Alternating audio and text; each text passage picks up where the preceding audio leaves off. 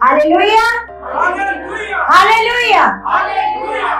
तो कलीसिया सब अपनी आंखों को बंद करो और परमेश्वर में मन लगाओ, परमेश्वर में ध्यान लगाओ। सब अपनी आंखों को बंद करो और मांगो खुदावन से, परमेश्वर आप मुझे बुद्धि दे चुकी हो, मुझे समझ दे चुकी हो परमेश्वर, ताकि आपकी बातें परमेश्वर मुझे समझ आए परमेश्वर। मैं आपकी बातों को सुनकर परमेश्वर 1000 गुना फल लाऊं परमेश्वर। खुदावन तेरा आत्मा मेरे अंदर काम करे परमेश्वर। बोलो पिता को, पिता तेरा पवित्र आत्मा मेरे अंदर काम करे परमेश्वर, तेरा पवित्र आत्मा मेरे अंदर काम करे परमेश्वर। परमेश्वर आप मेरी बुद्धि को खोल चुके हो पिता, आप मेरी समझ को खोल चुके हो परमेश्वर। बोलो परमेश्वर आज मैं तैयार हूँ आपके वचनों को सुनने के लिए और बड़ा फल लाने के लिए। परमेश्वर मैं तैयार हूँ। बोलो परमेश्वर मैं तैयार हूँ, मैं बड़ा फल लाने के लिए तैयार हूँ परमेश्वर। मैं आज्ञाकार बनने के लिए तैयार हूँ परमेश्वर, मैं वफादार बनने के लिए तैयार हूँ मेरे परमेश्वर। हे पिता परमेश्वर आज आप मेरे साथ होकर परमेश्वर मुझे सिखा चुके हो परमेश्वर। आज की बातें चाहे वो कितनी भी गहरी क्यों ना हो खुदावन, वो मुझे समझ आ चुकी है। बोलो मुझे समझ आ चुकी है, मुझे समझ आ चुकी है यीशु मसीह के नाम से। आमीन, आमीन। तो कलीसिया जैसे हम लोग रोज रोटी खाते हैं, रोज की रोटी हम लोग रोटी खाते हैं ना, कितने टाइम खाते हैं? 2 टाइम, मतलब 2 टाइम तो नॉर्मल आप खाते हो है ना। उसके बाद अलावा जिसको ज्यादा भूख लगती है तो 3 टाइम भी खाते हैं है ना। लेकिन आप ये बताओ सच्ची सच्ची कि आत्मा को रोटी कितनी बार खिलाते हो? आत्मा को रोटी, पवित्र आत्मा का खाना क्या है? पवित्र आत्मा का खाना क्या है? हाँ, परमेश्वर का वचन। जैसे हम रोटी खाते हैं, अगर हम रोटी नहीं खाते तो हमारा शरीर क्या होने लग जाता है? क्या होने लग जाता है ना? हमारा शरीर क्या होता है? कमजोर। फिर हम कोई भी काम को बड़ी आसानी से कर सकते हैं? बोलो क्या होता है? फिर मुश्किल आती है ना, काम करने में क्या आती है? मुश्किल आती है। इसी प्रकार जब पवित्र आत्मा को आप रोज खाना नहीं खिलाओगे, उसकी फीड उसको नहीं दोगे तो क्या आएगा? पवित्र आत्मा आपके अंदर से अच्छे से काम नहीं करेगी। आप कहोगे पवित्र आत्मा मुझे बुद्धि दे, मुझे बल दे, वो नहीं करेगा। क्यों? है ना, क्योंकि आप पवित्र आत्मा को उसकी खुराक, पवित्र आत्मा को उसका खाना नहीं दे रहे, परमेश्वर का आदर आप नहीं कर रहे, है ना। क्योंकि परमेश्वर के वचन में लिखा है, यिर्मयाह की पुस्तक में 5 अध्याय में ऐसे लिखा है कि परमेश्वर कहता है कि जिस आदर के मैं योग्य हूँ, मुझे तुम उस आदर के योग्य नहीं समझते, है ना। जिस आदर के योग्य है, सोचो परमेश्वर कितने उपकार करता है आपके ऊपर, कितने करता है। आपको पता है ये जो गर्मी है ना, आपको लग रहा है हाय परमेश्वर को तरस नहीं आ रहा, इतना गर्म दिन बनाया है ना। अगर ये गर्मी ना हो ना तो इस पृथ्वी पर इतने कीट पतंगे पैदा हो जाए कि आप ना रह सको इस पृथ्वी पर। ये जब गर्म दिन आते हैं तो ज्यादा जो कीड़े मकोड़े फालतू के होते हैं वो क्या होते हैं? इस गर्मी में मर जाते। जैसे आप देख रहे होगे आजकल मच्छर नहीं है ना, और मच्छर की तरह और भी जो चीजें आपने कभी देखी ही नहीं है ना, वो भी मरती है इस गर्मी में। तो जो चीज हमारे लिए हमारा परमेश्वर बनाता है वो क्या है? हमारे लाभ के लिए। किसके लिए? किसके लिए बोलो? हमारे लाभ के लिए। कभी भी परमेश्वर को नहीं कोसना किसी भी बात में। परमेश्वर आप ऐसे क्यों नहीं कर रहे, ऐसे क्यों नहीं कर रहे, आपको तो ऐसा करना चाहिए। नहीं, हम परमेश्वर को कोई बुद्धि और ज्ञान नहीं दे सकते। क्योंकि देखो, मैं ऐसे एक वीडियो में मैंने ऐसे शिक्षा में बताया था कि परमेश्वर के पास जो बुद्धि है वो अगम है, अगम। आप उसको समझ ही नहीं सकते कि परमेश्वर के पास कितनी बुद्धि है ना। जैसे भजन संहिता में पौलुस कहता है कि परमेश्वर ने पृथ्वी की नींव को पानी पर डाला। कहाँ डाला? कहाँ डाला? पानी पर। आप में से कोई पानी पर नींव डालकर घर बना सकते हो? आप में से कोई है ऐसा जन? बोले नहीं, मैं पानी पर नींव खोदूंगा और मैं क्या कर दूंगा, घर बना दूंगा। सोच के देखो उस सर्वशक्तिमान परमेश्वर को, है ना, कि जिसने पूरी पृथ्वी की नींव कहाँ डाल दी है, कहाँ डाल दी है, हालेलुया। अब किसी ने डिस्टर्ब नहीं करना, सब ऐसे ध्यान से, चौकसी से, ऐसे सारे परमेश्वर के वचनों को सुनेंगे ध्यान के साथ, क्योंकि जब आप डिस्टर्ब करते हो ना तो पवित्र आत्मा मेरे अंदर से भी क्या हो जाता है, डिस्टर्ब हो जाता है। और जितने आप चौकसी के साथ परमेश्वर का वचन सुनोगे उतना पवित्र आत्मा फ्लो के साथ आपको सिखाएगा। आपको पता है जब पौलुस पवित्र आत्मा से बोल रहा था तो एक मनुष्य टकटकी लगाकर सुन रहा था। कैसे? टकटकी लगाकर पौलुस की बातों को क्या कर रहा था, है ना। तो मतलब जब वो सुन रहा था तो फिर क्या हुआ, परमेश्वर ने उसके जीवन में अपनी ग्रेस को प्रकट किया, वो हील हो गया, वो चंगा हो गया। हालेलुया। आज आप भी अगर कोई आप में बीमार है, दुखी है, परेशान है, हालातों में पड़ा है, अगर आप परमेश्वर की बातों को टकटकी लगाकर सुनोगे तो यही बैठे बैठे खुदा आपको हील कर देगा। हालेलुया। और बड़े बड़े सामर्थ के काम, अचंभे काम, जैसे परमेश्वर कहता है जो काम आंखों ने नहीं देखे, जो काम कानों ने नहीं सुने, वो परमेश्वर ने आपके लिए तैयार किया। जो परमेश्वर को क्या करते हैं, प्रेम, क्या करते हैं, प्रेम। हालेलुया। तो हम परमेश्वर का धन्यवाद करते हैं आज का सुंदर दिन जो हमें परमेश्वर ने दिखाया है। तो आज का वचन हम शुरू करते हैं। हम निकालते हैं मत्ती की किताब 21 अध्याय। आज का वचन थोड़ा सा लंबा है, अगर पूरा हो सका तो मैं इसको पूरा करूंगी, नहीं तो अगली बार में हम उसको पूरा करेंगे। 21 अध्याय 21 का पढ़ेंगे 33।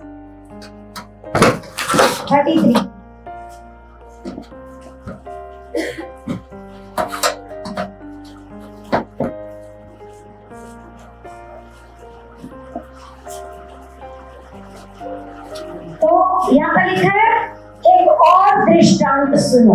इसका मतलब इससे पीछे प्रभु यीशु मसीह एक दृष्टांत सुना चुके हैं, है ना। तो यहाँ पर लिखा है, हम अगर वो पीछे वाला दृष्टांत पढ़ते हैं, पीछे जाओ एक पेज, जहाँ लिखा है 28 में दो पुत्रों का दृष्टांत, दो पुत्रों का दृष्टांत। यहाँ लिखा, तुम क्या सोचते हो, किसी मनुष्य के दो पुत्र थे। ये प्रभु यीशु मसीह क्या सिखा रहे हैं, दृष्टांत। क्या सिखा रहे हैं? आपको पता है प्रभु यीशु मसीह कैसे सिखाते थे लोगों को? उदाहरण देकर, एग्जाम्पल देकर लोगों को क्या करते थे, सिखाते थे। तो लिखा, तुम क्या सोचते हो, किसी मनुष्य के दो पुत्र थे, उसने पहले के पास जाकर कहा, हे पुत्र, आज दाख की बारी में जाकर काम कर, है ना। उसने उत्तर दिया, मैं नहीं जाऊंगा, परंतु बाद में पछताकर गया। फिर पिता ने दूसरे के पास जाकर ऐसा ही कहा। उसने उत्तर दिया, जी हाँ जाता हूँ, परंतु नहीं गया। लिखा, इन दोनों में से किसने पिता की इच्छा पूरी की? किसने इच्छा पूरी की? जिसने पहले तो मना कर दिया कि मैं नहीं जाऊंगा, लेकिन बाद में उसको पछतावा हुआ कि मैंने अपने पिता को क्या दे दिया, जवाब, तो मैं क्या करूंगा, जाऊंगा। वो पछता करके चला गया। लेकिन दूसरे वाले बेटे ने कहा, जी हाँ मैं जाता हूँ, लेकिन वो नहीं गया। तो प्रभु यीशु मसीह पूछ रहे हैं कि बताओ किसने क्या किया, इन दोनों में से किसने पिता की इच्छा को क्या किया, पूरा किया? तो किसने किया, है ना। तो आगे लिखा, उन्होंने कहा पहले ने। यीशु ने उससे कहा, मैं तुमसे सच कहता हूँ कि महसूल लेने वाले और वेश्याएं तुमसे पहले परमेश्वर के राज्य में प्रवेश करते हैं। मतलब जो ज्यादा पापी हैं, ज्यादा महसूल लेने वाले, मतलब ब्याज लेने वाले, चुंगी लेने वाले, और वेश्याएं जो पाप में पड़ी थी, है ना, वो तुमसे पहले, जो अपने आप को धर्मी बताते हैं, व्यवस्थापक बताते हैं, व्यवस्था को मानने वाले बताते हैं, ये प्रभु यीशु मसीह उनको दृष्टांत दे रहा है। उनको बता रहे हैं कि तुमसे पहले वेश्याएं और महसूल लेने वाले क्या करेंगे? स्वर्ग में क्या करेंगे? प्रवेश करते हैं। आगे लिखा, क्योंकि यूहन्ना धर्म का मार्ग दर्शाते हुए तुम्हारे पास आया और तुमने उसका विश्वास, है ना? यूहन्ना को परमेश्वर ने किस लिए भेजा था? यूहन्ना को परमेश्वर ने किस लिए भेजा था? पता है किसी को? ताकि यीशु मसीह के मार्गों को क्या करे, जाकर के कलीसिया को बताए और लोग प्रभु के आने से पहले अपने मन को क्या करे, फिराए। आपको पता है जब यूहन्ना ने प्रचार करना शुरू किया तो यूहन्ना के पास बड़े बड़े पापी, चुंगी लेने वाले आकर के क्या करने लगे? आगे क्या करने लगे? मन को फिराने लगे।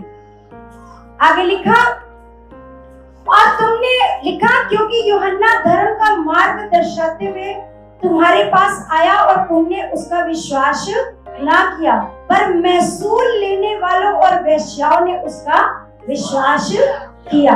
और तुम ये सब देखकर बाद में भी ना पछताए। तुम ये सब देखकर बाद में भी ना पछताए कि उसका विश्वास कर लेते। हालेलुया। जिन लोगों को परमेश्वर ने चुन लिया अपने राज्य में, है ना, जिनके लिए प्रभु यीशु मसीह ने अपनी जान दी है, कोड़े खाए हैं, मार खाए हैं, है ना, मार खाई है प्रभु यीशु मसीह ने, तो ये वो लोग हैं कि सुन के करते नहीं है। हाँ जी हाँ जी हाँ जी हाँ जी करते हैं, लेकिन करते नहीं है ना, अपने मन को फिराते नहीं है। हाँ करेंगे, हाँ चलेंगे, ऐसे बोलते हैं, लेकिन वफादारी से चलते नहीं परमेश्वर के साथ। ये उन लोगों की बात हो रही है। आगे देखो, अगला दृष्टांत, अगले दृष्टांत में जाएंगे। लिखा, एक और दृष्टांत सुनो। एक गृह स्वामी था जिसने दाख की बारी लगाई, उसके चारों ओर बाड़ा बांधा, उसमें रस का कुंड खोदा और गुम्मट बनाया और किसानों को उसका ठेका देकर परदेश चला गया। जब फल का समय निकट आया तो उसने अपने दासों को उसका फल लेने के लिए किसानों के पास भेजा, है ना। तो उसने क्या किया, एक मालिक जिसने क्या किया, दाख की बारी लगाई, मतलब अंगूरों की खेती करी। क्या करी उसने? अंगूरों की जब खेती करी तो वो ठेका देकर किसानों को कहाँ चला गया?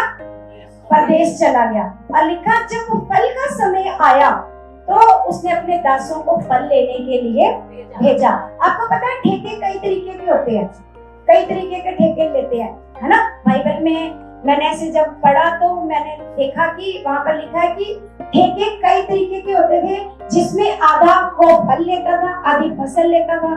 अगर फसल नहीं लेता था तो वो पूरे पैसे लेता था, है ना। तो ऐसे करके कई तरीके के ठेके होते थे, आज भी है, कई तरीके के ठेके होते हैं ना। तो आगे लिखा, पर किसानों ने उसके दासों को पकड़ के किसी को पीटा और किसी को मार डाला और किसी पर पथराव किया। ये दृष्टांत है। क्या ये क्या है? दृष्टांत। मतलब ये जब यीशु मसीह की बात हो रही है, जब यीशु मसीह ने अपने परमेश्वर ने अपने नबियों को भेजा कि अपने अपने मन को क्या कर लो, फिरा लो, लेकिन वहां लोगों ने क्या किया, किसी ने उनको मारा, पीटा, पथराव किया, है ना, किसी को जान से मार दिया। और आगे लिखा,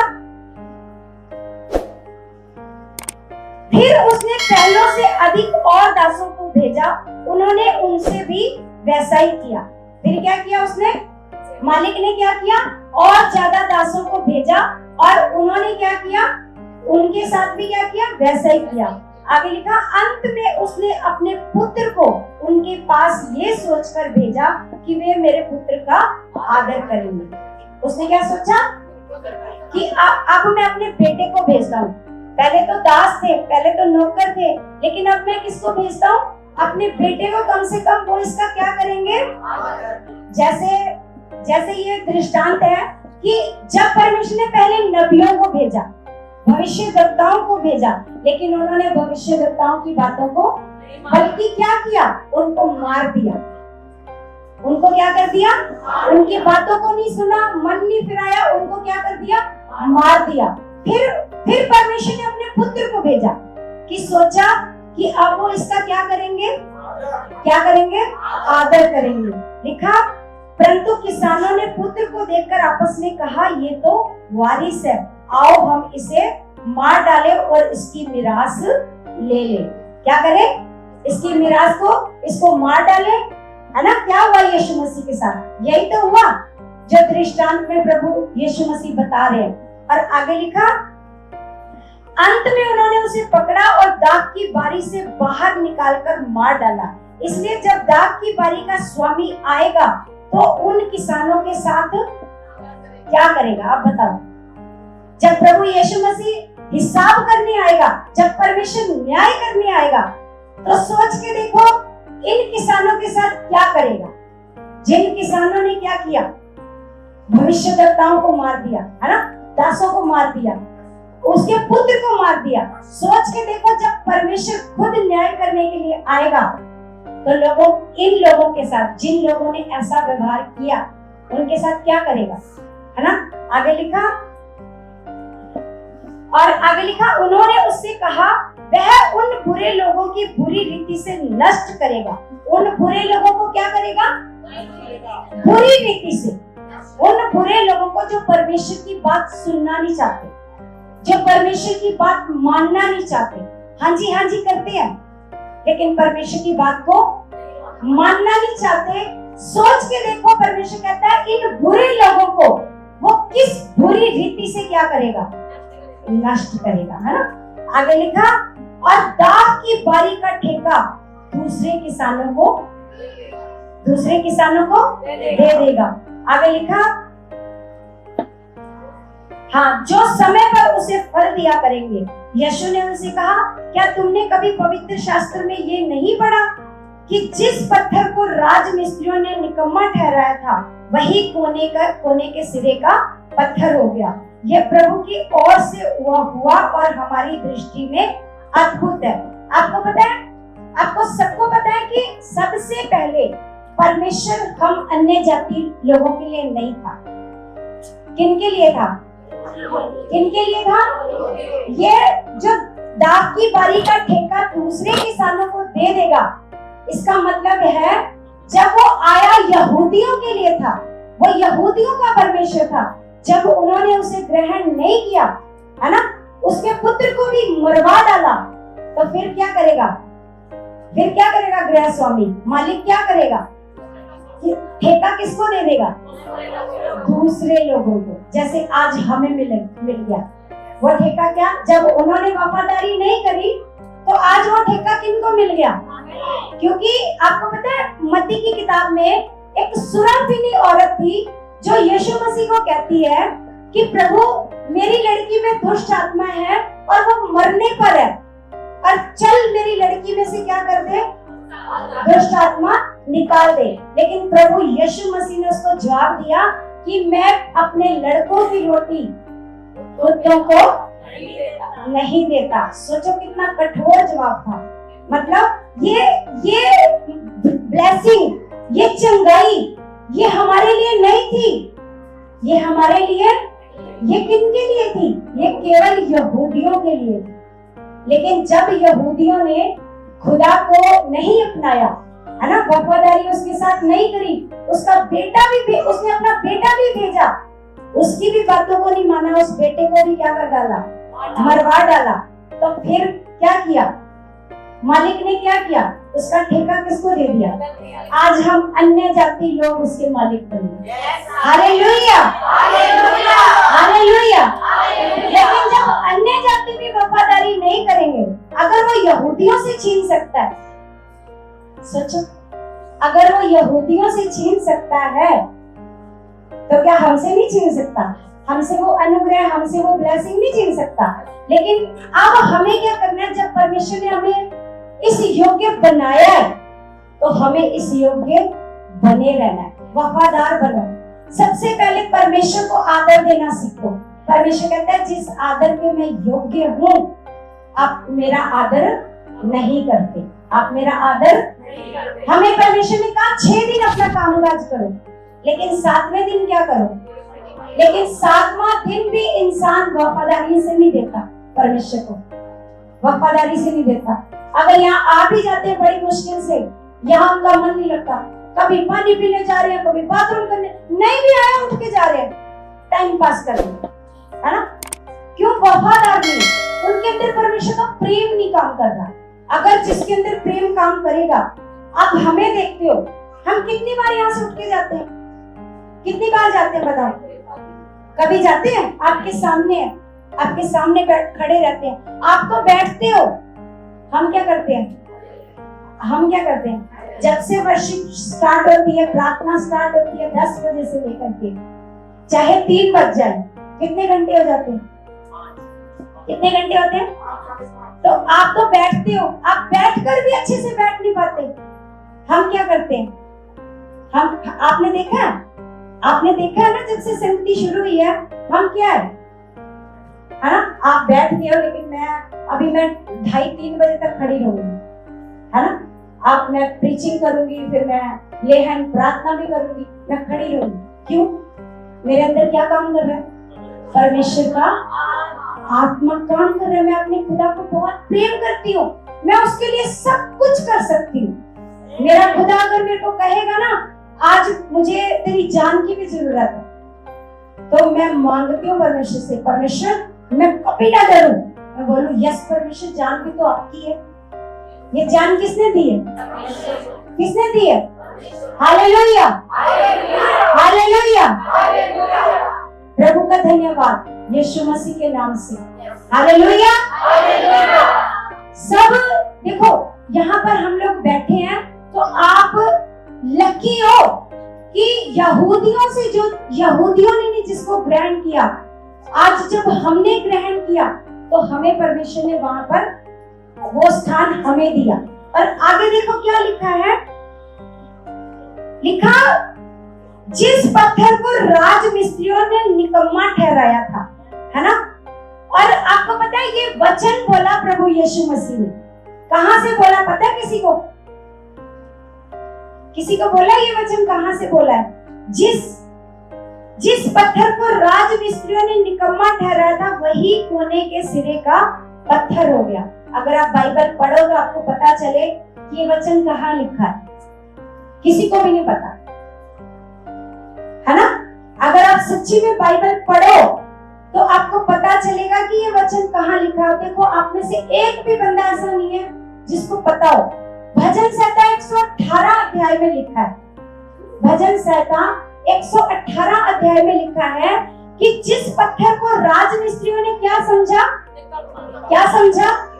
निकम्मा। राजमिस्त्री यहूदी लोग, उन्होंने प्रभु यीशु मसीह को क्या समझा?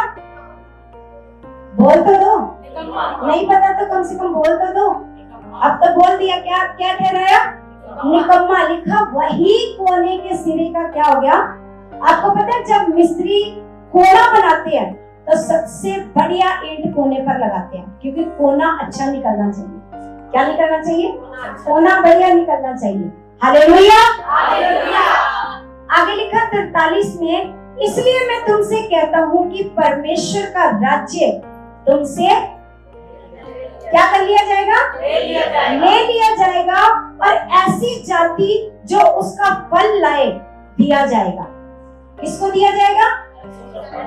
ऐसी जाति जो उसका क्या लाए? जो प्रभु यीशु मसीह का आदर करे, प्रभु यीशु मसीह को प्रेम करे। आज अगर आप भी प्रभु यीशु मसीह का आदर नहीं करोगे तो आपसे भी ये सारा कुछ क्या कर लिया जाएगा? ले लिया जाएगा। अगर आप नहीं करते हो विश्वास, तो सारी ब्लेसिंग जो परमेश्वर ने यहूदियों से छीनकर आपको दे दी, तो फिर क्या करेगा परमेश्वर? आपसे भी छीन लेगा, जो उसका आदर नहीं करेगा। आगे लिखा कि इसलिए मैं तुमसे कहता हूँ कि परमेश्वर का राज्य तुमसे ले लिया जाएगा, और ऐसी जाति को जो उसका फल लाए दे दिया जाएगा। जो इस पत्थर पर गिरेगा वह चकनाचूर हो जाएगा, और वह चकनाचूर हो जाएगा, और जिस पर वह गिरेगा उसको क्या करेगा? पीस डालेगा। आपको पता है इसका मतलब क्या है? आपको पता है कि जिस पर वो गिरेगा, लिखा जो कोई इस पत्थर पर गिरेगा, जो कोई, ये खास पॉइंट नोट कर लो, जहां पर लिखा ना जो। अगर आप लुका में पढ़ोगे तो यहाँ साथ में कोई भी लिखा है, जो कोई। यहाँ अंडरलाइन कर लो, इसको अंडरलाइन करो। जो कोई इस पत्थर पर गिरेगा वह क्या हो जाएगा? चकनाचूर। इसका मतलब पता क्या? इसका मतलब पता क्या? जो इस पत्थर पर गिरेगा मतलब अपने आप को प्रभु को दे देगा, पश्चाताप करेगा, मन फिराएगा, उसके सारे पाप क्या हो जाएंगे? क्या हो जाएंगे? चकनाचूर, है ना। जो इस पत्थर पर गिरेगा वो क्या हो जाएगा? चकनाचूर हो जाएगा। और लिखा जिस पर वह गिरेगा, जिस पर ऐसे अंडरलाइन करो, जिस पर लिखा ना उसको अंडरलाइन करो। जिस पर मतलब ये कौन लोग हैं? पहले जो कोई और अब लिखा जिस पर वह गिरेगा उसको पीस डालेगा। उसको क्या करेगा? पीस डालेगा। प्रधान याजक और फरीसी उसके दृष्टांत को सुनकर समझ गए कि वह उनके विषय में कहता है। ये बात सुनकर वो उनको क्या हो गया? वो समझ गए कि ये बातें वो किनको सुना रहा है? यहूदियों को। यहूदी लोग समझ गए इस बात को। तो इसका मतलब हम देखो भजन संहिता लिखा ना, जो कोई लिखा अपने आप को मसीह को दे देगा। अपने आप को क्या करेगा? जो कोई अपने आप को मसीह को दे देगा, फिर मसीह क्या करेगा? उसके सारे गुनाहों को, चाहे उसने कितने भी पाप किए हो, परमेश्वर के वचन में लिखा है यशायाह की किताब में, चाहे तुम्हारे पाप लाल सुर्ख रंग के भी क्यों ना हो, लेकिन परमेश्वर उन्हें क्या कर देगा? सफेद श्वेत हिम के समान। किसके समान? हिम। बर्फ कितनी सफेद होती है बताओ? सफेद होती है ना। तो परमेश्वर कहता है तुमने चाहे जितने भी पाप किए हो, तुम्हारे पाप चाहे जितने भी लाल सुर्ख रंग के क्यों ना हो, परमेश्वर के पास आ जाओ। बस अपने आप को मसीह को सौंप दो कि प्रभु मैं अपने आप को तुझे सौंपता हूं। तो प्रभु क्या करेगा? हालेलुया। सोना नहीं है किसी ने भी? हाथों को उठाओ और बोलो हालेलुया, हालेलुया। तो हम पढ़ेंगे भजन संहिता 34 अध्याय।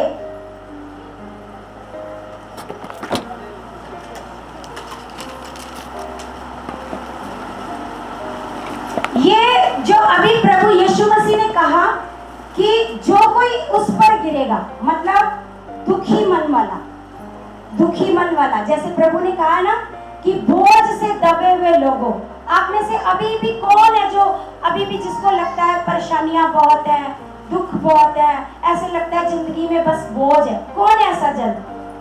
ऐसा जन कौन है कोई? वो देखो बहन हाथ खड़ा कर रही है, जो बोझ से दबी है।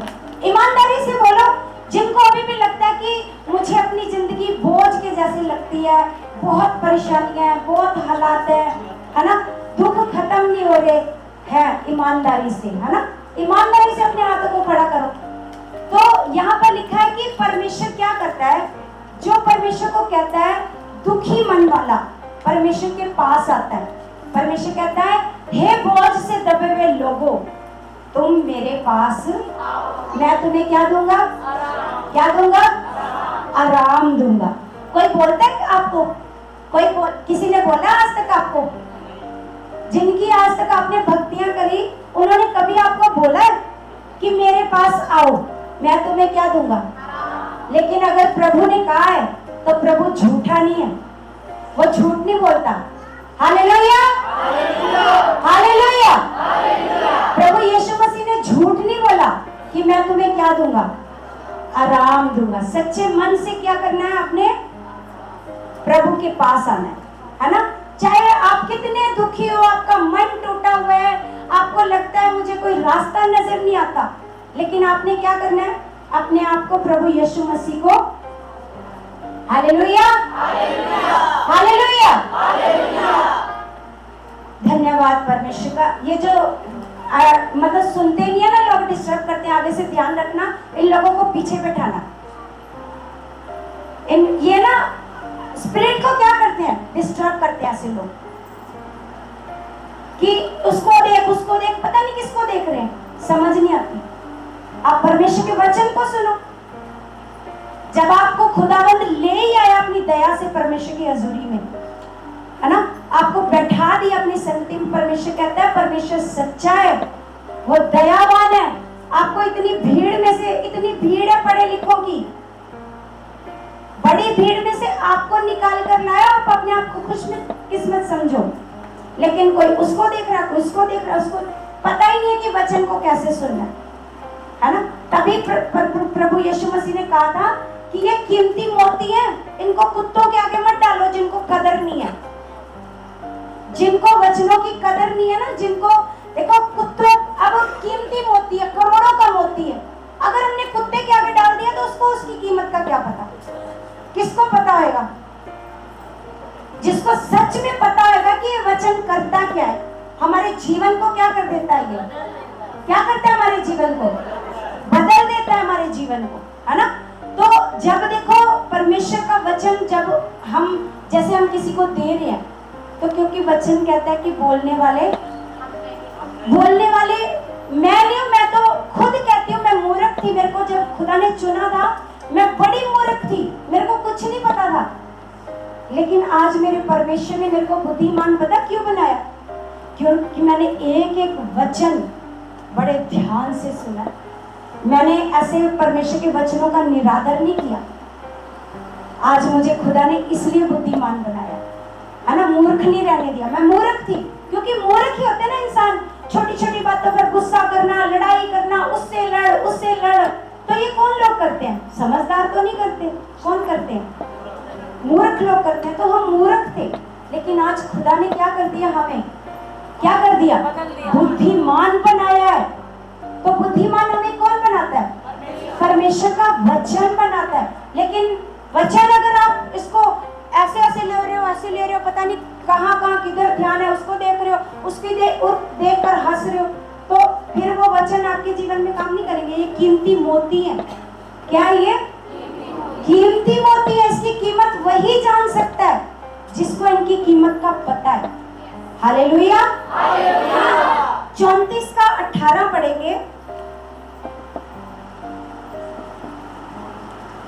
लिखा, यहोवा टूटे मन वालों के समीप रहता है। किनके समीप रहता है? टूटे मन वालों के। किनके समीप रहता है? टूटे मन वालों के समीप रहता है, परंतु लिखा और पिसे हुओं का। पिसे हुए कौन है? Hallelujah, hallelujah, hallelujah. पिसे हुए कौन है? जो मतलब अभी भी दुखों में है, हालातों में है, परेशानियों में है। एक मिनट,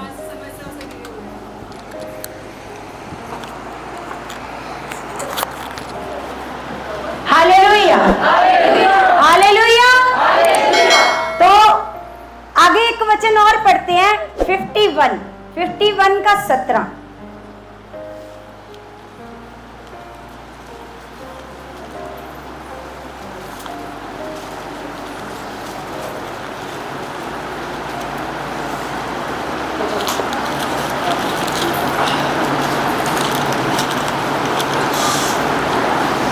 यहाँ क्या लिखा है परमेश्वर के वचन में? क्या लिखा है? टूटा मन परमेश्वर के योग्य। टूटा जो मन है, आज कौन कौन है जो टूटे मन से यहाँ पर बैठे हैं? दुखी मन से, परेशान मन से, जिनका मन टूटा हुआ है ना, मतलब उनको ऐसे लग रहा है कि अब कोई उम्मीद नहीं है हमारे जीवन में, है ना। तो यहाँ पर लिखा है कि टूटा मन परमेश्वर के योग्य। अगर आप वही मन लेकर परमेश्वर के पास आ गए हो, टूटा हुआ मन, तो परमेश्वर कहता है ये मेरे लायक, यही है मेरे लिए बलिदान। क्या है ये? बलिदान। और आगे लिखा, हे परमेश्वर, तू टूटे और पिसे हुए मन को तुच्छ वो तुच्छ नहीं जानता, वो प्रेम करता है आप सबसे। क्या करता है? वो प्रेम करता है, ताकि जो टूटे मन से मेरे पास आएगा, दुखी मन से मेरे पास आएगा, परमेश्वर क्या करेगा? आपको अपनी शांति से भर देगा। कैसे भर देगा? आमीन, हालेलुया, हालेलुया। अब एक वचन और पढ़ते हैं, 147 147 इसी का 147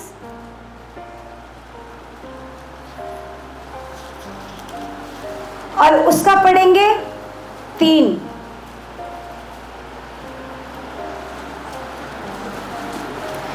यहां लिखा वह खेदित मन वालों को चंगा करता है। किनको चंगा करता है? किनको चंगा करता है? खेदित मन वाले मतलब दुखी मन वाले, उनको क्या करता है? वो चंगा करता है और उनके शोक पर मरहम पट्टी बांधता है। उनके दुख पर क्या करता है? ये फिगरेटिव वचन है। अब परमेश्वर, किसी ने देखा है कि आकर के किसी के जख्मों पर परमेश्वर ने मरहम पट्टी बांधी है? हालेलुया। ये फिगरेटिव वचन है। मतलब देखो, जब आपको वो दुख खत्म कर दिया परमेश्वर ने, तो क्या हो गया? आपके जख्मों पर परमेश्वर ने क्या बांध दी? मरहम पट्टी, है ना? तो ऐसा नहीं कि परमेश्वर आया और आपका कोई जख्म था, आपके दिल में कोई जख्म था और परमेश्वर ने क्या किया है? उस पर क्या कर दिया? पट्टी को बांध दिया। ऐसा नहीं है। जब परमेश्वर क्या करता है, आपको उस दुख से क्या कर देता है? आजाद कर देता है। तो फिर आपको ऐसे लगता है हाँ, मेरे जख्मों पर तो परमेश्वर ने क्या बांध दी है? मरहम पट्टी बांध दी है। हालेलुया। और आगे लिखा कि मतलब आगे परमेश्वर ने सिखाया कि जो परमेश्वर की दया का निरादर करेगा, तिरस्कार करेगा, जैसे लिखा ना, जिस पर वह गिरेगा वो क्या हो जाएगा? आगे वहीं चलते हैं, वहीं मत्ती की किताब में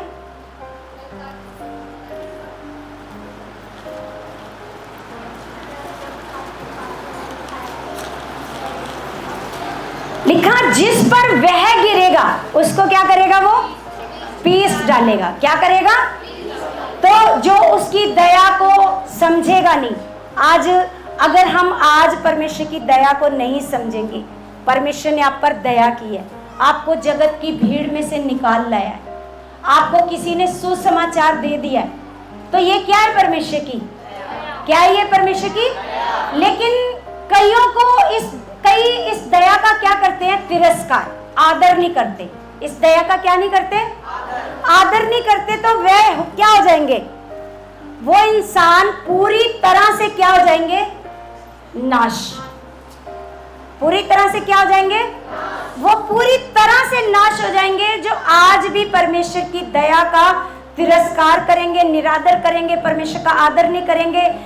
जो परमेश्वर की संगति का समय है, जो परमेश्वर की संगति का दिन है, अगर हम उसमें लगातार परमेश्वर के पास नहीं आएंगे, गर्मी को देखेंगे, आंधी तूफान को देखेंगे, हम कोई हालातों को देखेंगे, तो हम क्या कर रहे हैं? परमेश्वर की दया का क्या कर रहे हैं? तिरस्कार।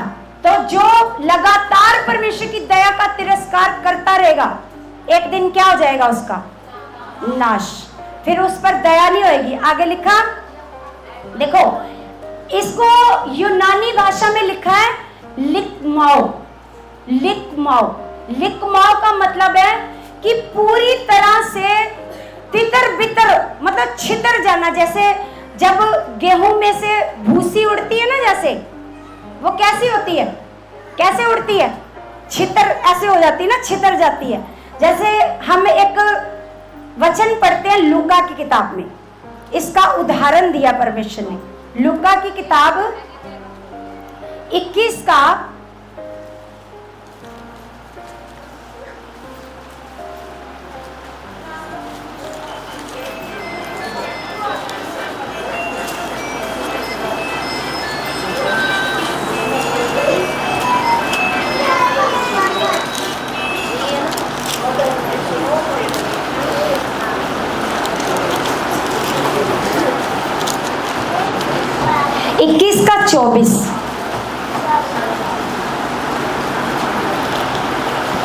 24 में लिखा, वे तलवार के कोर हो जाएंगे। क्या हो जाएंगे? क्या हो जाएंगे? तलवार के कोर हो जाएंगे और सब देशों के लोगों में बंदी होकर पहुंचाए जाएंगे। ऐसा नहीं ये सारा काम परमेश्वर करेगा। किसको मौका मिल जाएगा? आपके जीवन को नाश करने का मौका किसको मिल जाएगा? शैतान को। आगे लिखा, और सब देशों के लोगों में बंदी होकर पहुंचाए जाएंगे, और जब तक अन्य जातियों का समय पूरा ना हो तब तक यरूशलेम अन्य जातियों से रोना जाएगा। क्या होएगा? जब तक अन्य जातियों का समय पूरा नहीं होएगा, यरूशलेम क्या होएगा? यरूशलेम क्या होएगा? अन्य जातियों से क्या होएगा? रोंदा जाएगा। मतलब उनके द्वारा ये जो परमेश्वर के लोग हैं वो क्या पाएंगे? दुख पाएंगे, कष्ट पाएंगे, है ना। आज भी अगर परमेश्वर की आज्ञाओं को आप नहीं मानोगे, परमेश्वर का आदर आप नहीं करोगे, जिस आदर के योग्य परमेश्वर है उसको आप आदर नहीं दोगे, और जो आज्ञाएं आपको यहाँ से परमेश्वर देता है आप उन आज्ञाओं को नहीं मानोगे, तो फिर क्या होगा? शैतान एक दिन आपको भी क्या कर देगा? क्या कर देगा? क्या कर देगा? फिर जो संसार की चीजें इकट्ठे करने के लिए आप परमेश्वर को छोड़ रहे थे ना, है ना, संसार की चीजें इकट्ठी करे जाओ, पैसा कमाओ, संसार की चीजें इकट्ठी करो, फिर वो चीजें भी आपको बचाएंगी? वो चीजें नहीं बचाएंगी आपको। फिर तो बस परमेश्वर की दया ही आपको बचा सकती है, लेकिन आपने परमेश्वर की दया का क्या कर दिया? क्या कर दिया? तिरस्कार, अनादर। क्या कर दिया? जब आप परमेश्वर के वचनों को नहीं मानते, परमेश्वर ने कहा 6 दिन अपना कामकाज करना, लेकिन 7वें दिन क्या करना? तो आप संसार, आप जाओ, आप संडे को काम कर करके पैसा कमाओ, धन इकट्ठा करो, लेकिन शैतान आएगा और एक दिन उस धन को क्या कर देगा? क्या कर देगा? शैतान आएगा, आपने जो इकट्ठा करा होगा वो नष्ट कर देगा। ना आप परमेश्वर के रहोगे और ना आपके पास धन रहेगा, क्योंकि परमेश्वर की आज्ञाओं से तो आप पहले ही क्या हो गए? दूर हो गए। परमेश्वर की आज्ञाओं से क्या हो गए? जब परमेश्वर की आज्ञा को नहीं माना तो आप परमेश्वर की आज्ञाओं से क्या हो गए? दूर हो गए, और परमेश्वर को भी आपने छोड़ दिया, और धन जो आपने इकट्ठा करा था परमेश्वर को छोड़ के, तो वो भी क्या हो गया? वो उसको भी शैतान ने क्या कर दिया? नष्ट कर दिया। Hallelujah, hallelujah. और आगे परमेश्वर का वचन बताता है, देखो आगे एक और दृष्टांत पढ़ते हैं 7, इसके लिखा है ना, नहीं, मत्ती की किताब में, मत्ती की किताब जहां हम पढ़ रहे थे दृष्टांत को, यहां एक और दृष्टांत लिखा है। आपको पता है ये जो दृष्टांत लिखा है ये है विवाह भोज का दृष्टांत। पहले भी हमने इसको पढ़ा है, पहले भी क्या किया? हालेलुया। बुलंद आवाज में बोलो, जिनको नींद आ रही है बुलंद आवाज में बोलो, हाथों को हिला करके हालेलुया, हालेलुया। तो ये जो दृष्टांत है ये बाइबल में सिर्फ मत्ती की किताब में, सिर्फ मत्ती की किताब में 43वां दृष्टांत है। कितना? कितना? मतलब इससे पहले 42 दृष्टांत यीशु मसीह दे चुका है, दृष्टांतों में सिखा चुका है, ये 43वां है। लिखा, फिर यीशु उनसे दृष्टांतों में कहने लगा, स्वर्ग का राज्य उस राजा के समान है जिसने अपने पुत्र का विवाह किया। क्या किया? जिसने अपने पुत्र का विवाह किया, और उसने अपने दासों को भेजा कि निमंत्रित लोगों को विवाह के भोज में बुलाई। क्या करें? निमंत्रित लोग। ये यहाँ पर आपने ना एक एक शब्द को ध्यान से पढ़ना है कि अब उसने अपने दासों को भेजा है। आपको पता है कि पुराने समय में ये जो राजा लोग थे ये 2 बार निमंत्रण देते थे। कितनी बार? 2 बार। आपने रानी एस्तर के बारे में पढ़ा है? उसने राजा को भोज पर कितनी बार बुलाया था? कितनी बार? 2 बार। पढ़ा है ना आपने? उस दिन हमने पढ़ा था 5 अध्याय में, कितनी बार बुलाया था? 2 बार। तो ये जो राजा पुराने समय में होते थे, ये जब निमंत्रित करते थे, जिन लोगों को बुलाना होता था अपने फंक्शन में, ये कितनी बार बुलाते थे? 2 बार।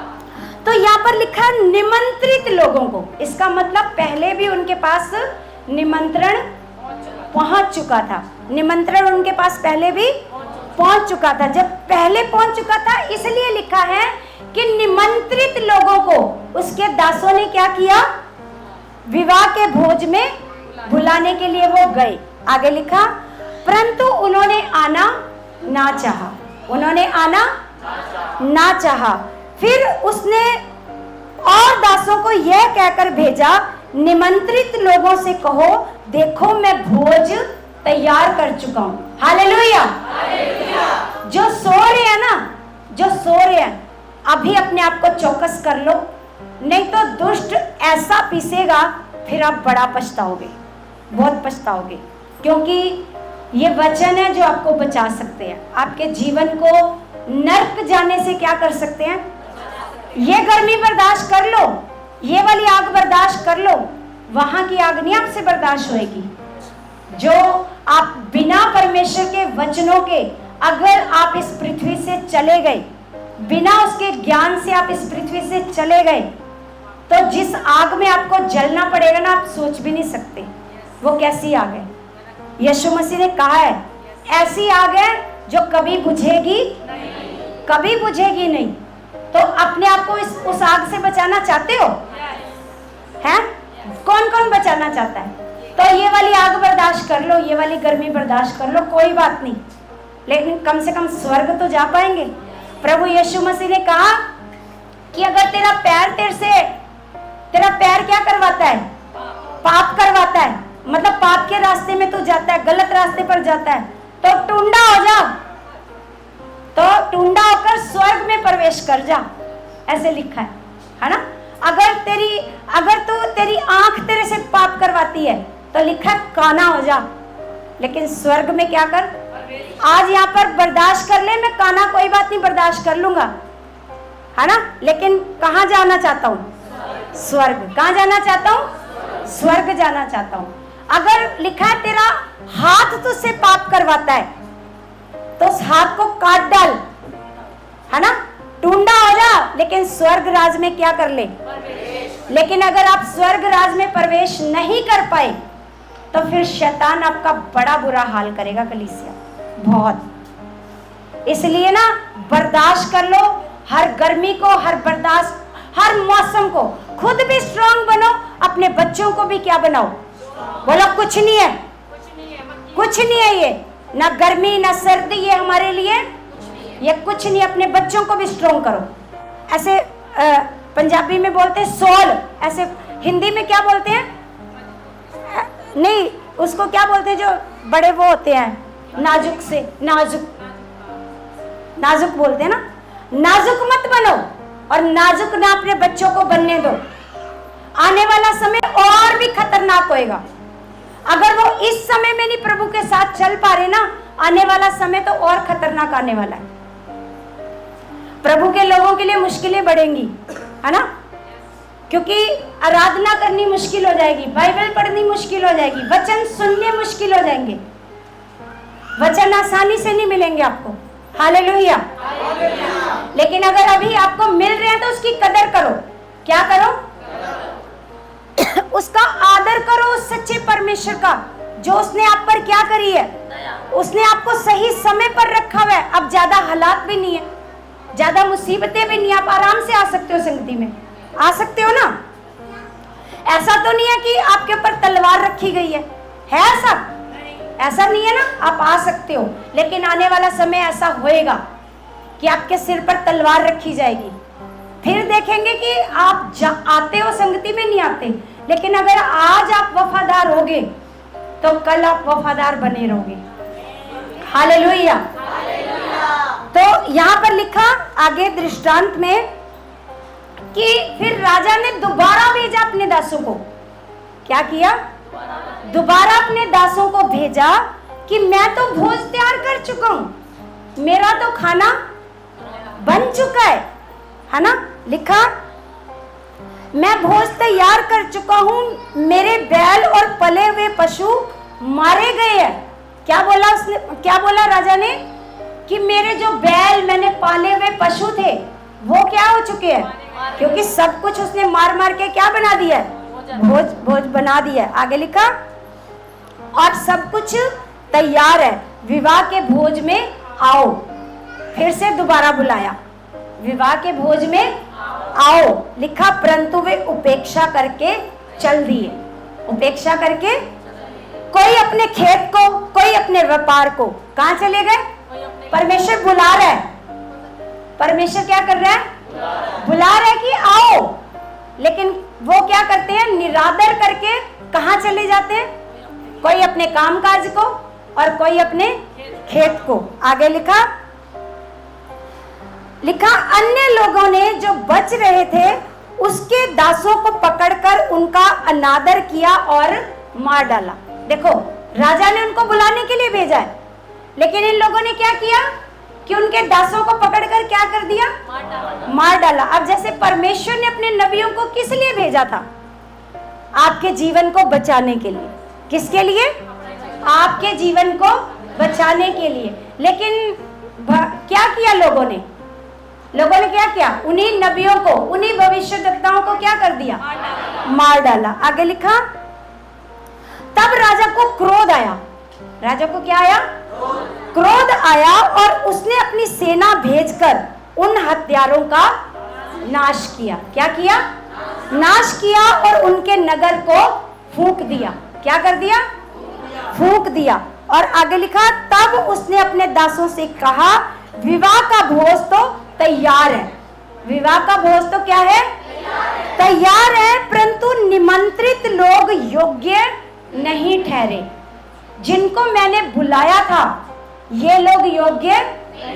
ये कौन सी जाति की बात कर रहा है यहाँ पर? फिर से दृष्टांत में परमेश्वर यहूदी लोग, ये लोग जो मैंने इनको निमंत्रण दिया था उस निमंत्रण के ये योग्य नहीं ठहरे। आगे लिखा, इसलिए चौराहों पर जाओ। अब उसने अपने दासों को क्या बोला? कहां चले जाओ? चौराहों पर चले जाओ। लिखा, चौराहों पर जाओ और जितने लोग तुम्हें मिले सबको विवाह के भोज में बुला लाओ। है ना? अब चौराहों पर कौन लोग मिलेंगे? ये भाई चौराहे पर खड़ा होता था। भाई कौन से लोग मिलते थे चौराहे पर? इनके जैसे मजदूर, काम करने वाले, मेहनत करने वाले। और चौराहे पर भिखारी भी होते हैं। कौन होते हैं? बड़े मतलब अच्छे अच्छे बिजनेसमैन नहीं होते चौराहे पर। चौराहे पर अगर ये भाई के पास बिजनेस होता तो ये चौराहे पर जाकर खड़ा होता? तो भी भाई खड़ा होता है चौराहे पर, है? चौराहे पर खड़ा होता है काम के लिए, है? तो अगर ये बिजनेस इनका अपना कोई कामकाज होता तो ये जाते चौराहे पर? नहीं जाते। तो कौन लोग जाते थे चौराहे पर? तो राजा ने बोला, जितने चौराहे पर जाओ, जाओ चौराहे पर जाओ और जितने लोग वहां मिले उन सबको विवाह के भोज में बुला लाओ। है ना? आगे लिखा, और आगे लिखा, अतः उन दासों ने लड़कों पर जाकर क्या बुरे नहीं, उन सड़कों पर जाकर क्या बुरे क्या भले जितने मिले सबको इकट्ठा किया। चौराहे पर जितने थे, चाहे कोई अच्छा था, चाहे कोई पापी था, चाहे वैश्या थी, चाहे कोई भी था, सबको क्या कर लिया? सबको क्या कर लिया? इकट्ठा कर लिया। ये कौन लोग हैं? हम लोग। ये कौन लोग हैं? हम लोग। पापी थे ना, व्यभिचारी, पापी, पता नहीं कैसे कैसे थे हम लोग। इनको क्या कर लिया?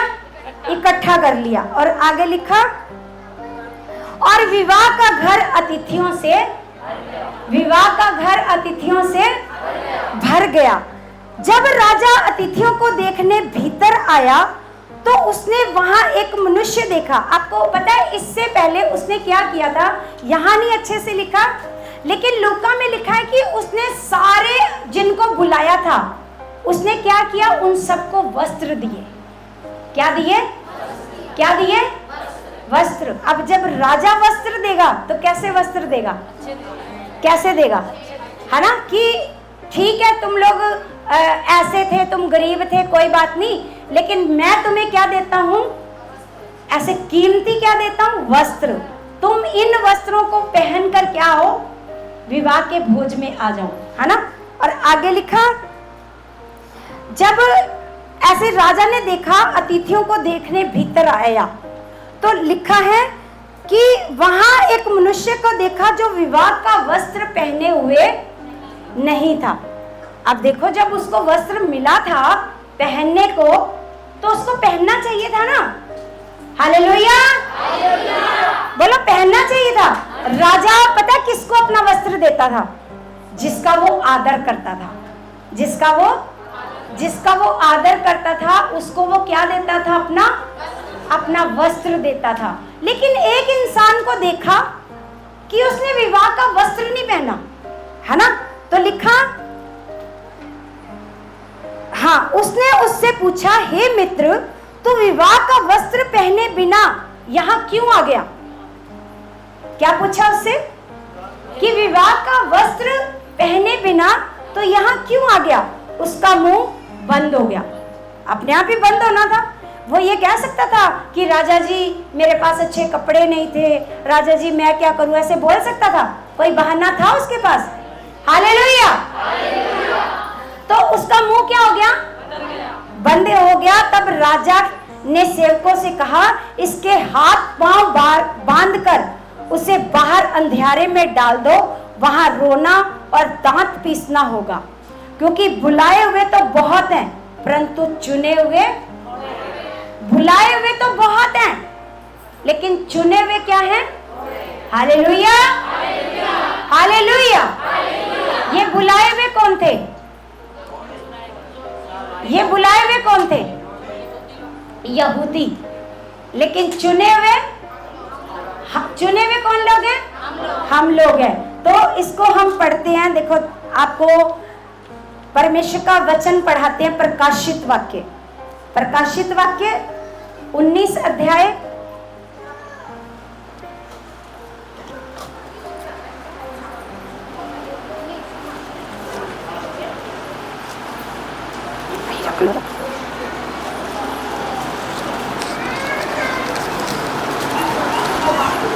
सात 19 का 7 पढ़ेंगे।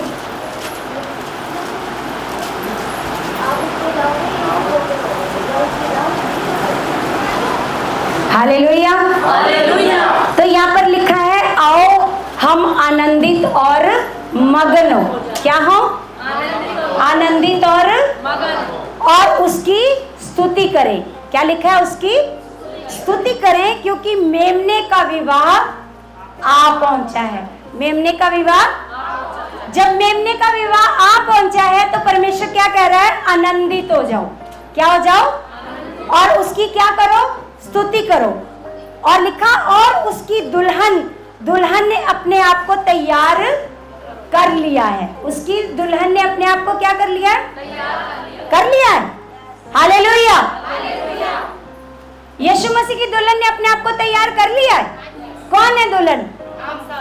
जो दुल्हन है उसकी हाथ खड़ा करना।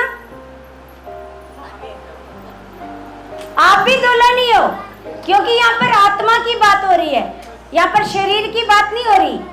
भाई सोच रहे हो हम कहाँ से दुल्हन? दुल्हन तो ये है ना, तो ये हाथ ही नहीं बेचारे खड़ा कर रहे। लेकिन यहाँ पर शरीर की बात नहीं हो रही। किसकी बात हो रही है? किसकी बात हो रही है? तो क्या आपने अपने आप को तैयार कर लिया है विवाह के भोज में जाने के लिए? यस तो बड़ा जोर से बोल रहे हो। हालेलुया।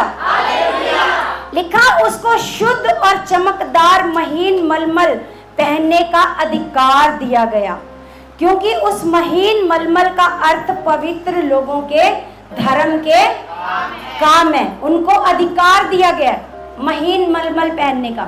मतलब ये महीन मलमल का अर्थ क्या है? जो हमने काम किए, जो हमने क्या किए? काम। कैसे काम किया? आपने क्या किया परमेश्वर के लिए? कितनी सेवा करते हो? कितना परमेश्वर के भवन में आकर परमेश्वर का काम करते हो? कितनी चाय पानी की सेवा करते हो? क्या करते हो आप परमेश्वर के लिए? करते हो कुछ, है ना? अगर करते हो, ये काम है ना? अगर मान लो कोई बंदा पैसे से नहीं सेवा कर सकता तो वो अपनी शरीर से सेवा करे, है ना? और जो शरीर से नहीं कर सकता वो कैसे करे? वो पैसे से सेवा करे, है ना? मान लो किसी के पास समय नहीं है, वो टाइम टू टाइम ही संगति पर आ सकता है ना? तो फिर वो कैसे सेवा करे? वो अपने पैसों से सेवा करे। और जो गरीब है, जो कहता है मेरे पास तो सेवा करने को पैसा नहीं है, वो फिर कैसे सेवा करे? अपने शरीर से सेवा करे। तो ये है परमेश्वर के काम। क्या है? परमेश्वर को आदर देना, समय पर संगति में आना। हर जिस दिन परमेश्वर ने महिमा का दिन ठहराया, हर संडे, हर रविवार। उस दिन ऐसे कैसे आना है संगति में? ऐसे नहीं आना आलसियों की तरह 12-1 बजे उठ के आ रहे हो, आलसियों की तरह नहीं आना। कैसे आना? तैयारी के साथ। एक दिन पहले आपकी क्या होनी चाहिए? जब आप विवाह में जाते हो तो क्या उसी दिन कपड़े खरीदने जाते हो? उसी दिन तैयारी करने जाते हो? लेकिन यहाँ पर ये विवाह है, ये क्या है? हम मेमने के विवाह में आए हैं। किसके विवाह में आए हैं? तो अगर आप शादी में जाते हो, पार्टी में जाते हो, तो कौन सी ड्रेस सबसे बढ़िया वाली जो किसी ने ना पहनी हो? ऐसे वस्त्र, ऐसे ढूंढ के लाते हो ना वस्त्र। तो जब खुदा की संगति में आना है तो फिर क्या आपने देखना है ना? कैसा आप आदर कर रहे हो परमेश्वर को, कितना प्रेम करते हो परमेश्वर को, कितना अपने घर के कामों को आप बलिदान करते हो। कोई बात नहीं, काम तो होते रहेंगे। मेरे लिए सबसे पहले कौन है? हालेलुया। काम तो बाद में भी हो जाएंगे, काम नहीं भी होंगे तब भी चल जाएगा। लेकिन जब परमेश्वर को आपने नाराज कर दिया तो फिर क्या होएगा? है ना? जैसे हम लोग ना एक पंजाबी में सॉन्ग गाते हैं, दुआ करया करो सखियों किते मेरा यीशु ना रुस जावे। दुआ करया करो सखियों किते मेरा यीशु ना रुस जावे। जिना लइए शुरू से जावे और जोंदे जी मरे रहंदे। जिंदे तो हैं लेकिन वो क्या रहते हैं? है ना? जिनके जीवन से यीशु ही नाराज हो गया वो जिंदा तो रहेंगे लेकिन खुश नहीं रहेंगे, हालातों में पड़े रहेंगे। तो आप परमेश्वर को प्रसन्न करने के लिए क्या करते हो? कितना उसका आदर करते हो? कितना अपने घर में जल्दी उठ जाते हो? कितना अपने बच्चों को बोलते हो जल्दी उठो, आज हमने परमेश्वर के आदर के लिए पहले जाना है, सबसे पहले आकर के परमेश्वर के भवन में बैठना है। कितना आपके मन में चाहत आती है? कितना एक दिन पहले अपने कपड़ों को प्रेस करके रख लेते हो? कितना? हम तो एक दिन पहले करके रख लेते हैं अपने कपड़े। आपके मन में है चाहत? जबकि हमने यहीं से आना है, लेकिन फिर भी हमारी तैयारी कैसे हो जाती है? एक दिन पहले। तो आपकी भी तैयारी कैसे होनी चाहिए? एक दिन पहले आपकी तैयारी होनी चाहिए, है ना? कि मैंने सुबह जल्दी उठना है, जल्दी काम करना है, जल्दी खत्म करना है और जल्दी क्या करना है? हालेलुया। और जो परमेश्वर को आदर नहीं दे पाते तो फिर क्या होएगा? हालातों में फंसेंगे और शैतान उनका क्या कर देगा? नाश कर देगा। और आगे लिखा है, आगे का वचन पढ़ते हैं। लिखा है, देखो यहूदियों ने क्या किया? यहूदियों ने उस निमंत्रण को स्वीकार नहीं किया जो उनके लिए था, है ना? लिखा, जो व्यवहार लोगों ने राजा के दासों के साथ किया वही व्यवहार इजराइल ने नबियों के साथ किया। वही जो राजा के सेवकों के साथ हुआ वही इजराइल ने क्या किया? नबियों के साथ किया। अब लूका की किताब पढ़ते हैं, 13 अध्याय 13 का 34।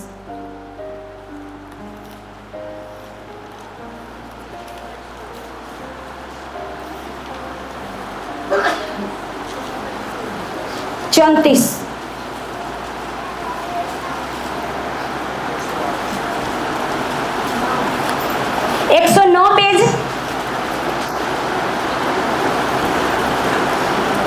यहां लिखा, हे यरूशलेम, हे यरूशलेम, तू जो भविष्यद्वक्ताओं को मार डालता है ना? यहाँ यरूशलेम ने नहीं मारा, है ना? किसने मारा? वहां के लोगों ने, यहूदियों ने, है ना? तो लिखा, हे यरूशलेम, हे यरूशलेम, तू जो भविष्यद्वक्ताओं को मार डालता है और जो तेरे पास भेजे गए उन पर पथराव करता है। कितनी ही बार मैंने ये चाहा कि जैसे मुर्गी अपने बच्चों को अपने पंखों के नीचे इकट्ठा करती है वैसे मैं भी तेरे बालकों को इकट्ठा करूं, पर तुमने यह ना चाहा। परमेश्वर क्या कह रहा है? परमेश्वर कहता है, मैंने कितनी बार चाहा कि जैसे मुर्गी क्या करती है आपको पता है? जब वो देखती है ना कोई बिल्ली आ रही है, उसके छोटे छोटे बच्चे होते हैं ना मुर्गी के, जब वो देख रही है कोई बिल्ली आ रही है, कोई कुत्ता आ रहा है कि मेरे बच्चों को नुकसान हो सकता है, तो मुर्गी क्या करती है? पंख फैलाकर अपने सारे बच्चों को क्या कर लेती है? अपने पंखों के नीचे छुपा लेती है ना। तो यहाँ पर परमेश्वर कह रहा है, कितनी ही बार मैंने ये चाहा कि जैसे मुर्गी अपने बच्चों को अपने पंखों के नीचे क्या कर लेती है? छुपा लेती है, वैसे ही मैं भी तेरे बालकों को इकट्ठा करूं, पर तुमने यह ना चाहा, है ना। लिखा, देखो तुम्हारा घर तुम्हारे लिए उजाड़ छोड़ा जाता है। तुम्हारा घर क्या छोड़ा जाता है? तुम्हारे लिए उजाड़ छोड़ा जाता है। और मैं तुमसे कहता हूं, जब तक तुम ना कहोगे धन्य है वह प्रभु, धन्य है वह जो प्रभु के नाम से आता है, तब तक तुम मुझे फिर कभी नहीं देखोगे। ये कौन कह रहा है? ये यीशु मसीह ने कहा कि जब तक तुम ये नहीं कहोगे, तब तक यरूशलेम क्या रहेगा? उजाड़। आपको पता है यरूशलेम के लिए बहुत सारी भविष्यवाणियां करी हैं, यशायाह ने भी करी है, यशायाह ने भी करी है कि यरूशलेम अन्य जातियों से रोंदा जाएगा, जबकि यरूशलेम यहूदियों का नगर है। किसका नगर है? परमेश्वर के लोगों का नगर है। वो किन से रोंदा जाएगा? अन्य जातियों से वो क्या किया जाएगा? रोंदा जाएगा। आगे लिखा कि जब तक तुम ये नहीं कहोगे कि धन्य है वह जो प्रभु के नाम से आता है, तब तक तुम मुझे फिर नहीं देखोगे।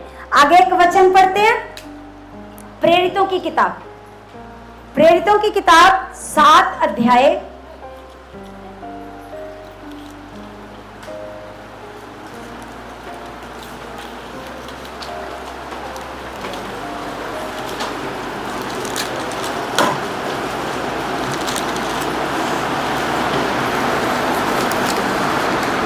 7 का पढ़ेंगे 51।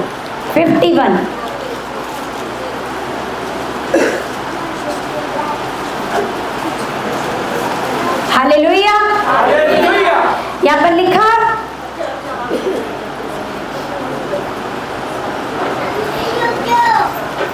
हे हठीले और मन और कान के खतना रहित लोगों।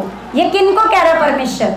हठीले लोगों, जो सुनकर भी परमेश्वर की बातों को, जो परमेश्वर की बातों को सुनकर भी परमेश्वर की बातों को नहीं मानते, उनको क्या कह रहा है परमेश्वर? हठीले। हे हठीले और मन और कान के खतना रहित लोगों, तुम सदा पवित्र आत्मा का विरोध करते हो। किसका विरोध करते हो? किसका विरोध करते हो? पवित्र आत्मा का विरोध करते हो, जैसे तुम्हारे बाप दादे करते थे, है ना।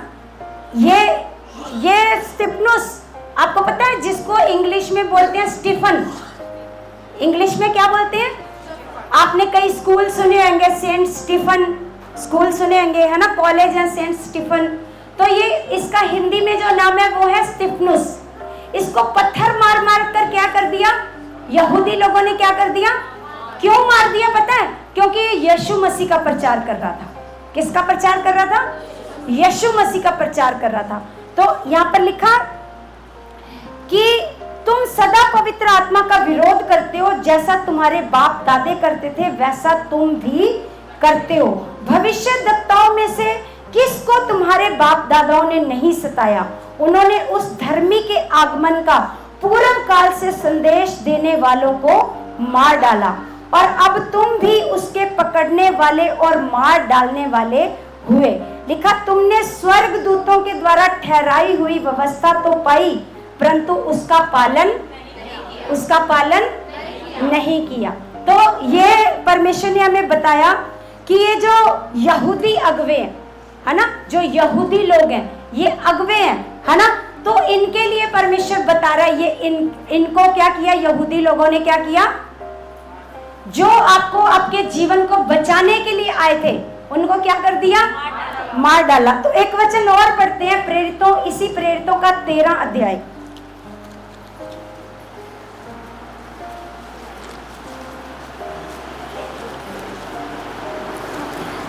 का 46।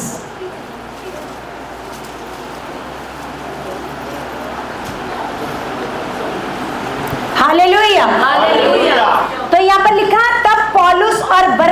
बास ने निडर होकर कहा कि अवश्य था। मिल गया सबको वचन?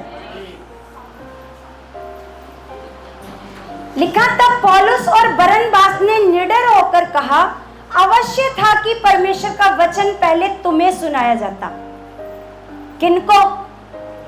यहूदियों को। कि ये अवश्य था, यही सबसे पहले था कि परमेश्वर का वचन तुम्हें सुनाया जाता। लिखा, परंतु तुम उसे दूर हटाते हो। क्या करते हो? दूर हटाते हो। लिखा, और अपने को अनंत जीवन के योग्य नहीं ठहराते। तो देखो, हम अन्य जातियों की ओर फिरते हैं। तो फिर हम किसको सुनाए? जब तुम लोग ग्रहण नहीं कर रहे तो हम किसको ये वचन सुनाए? किनको? तो कहता, फिर पौलुस यहाँ पर कह रहा है, तो फिर हम किसकी ओर फिरते हैं?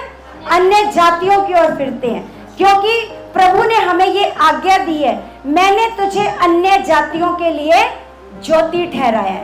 क्या ठहराया? अब हमें परमेश्वर ने क्या ठहराया अन्य जातियों के लिए?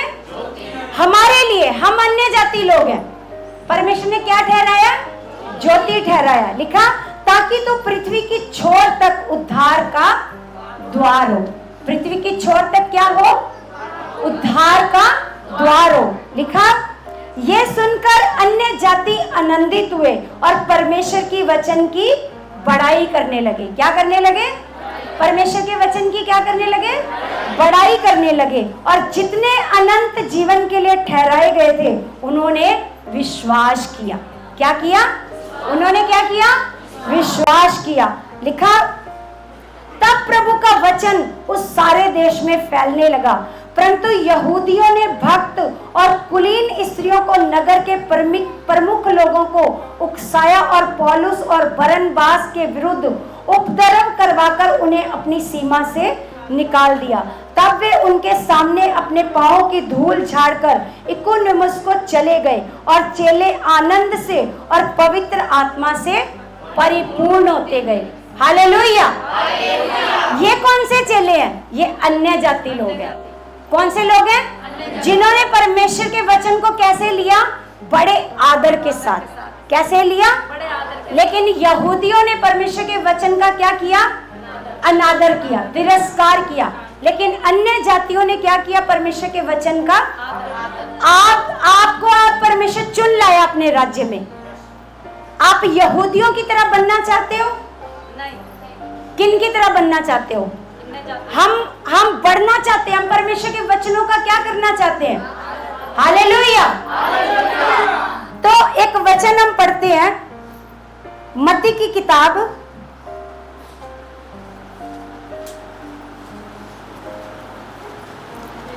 मत्ती 15 अध्याय।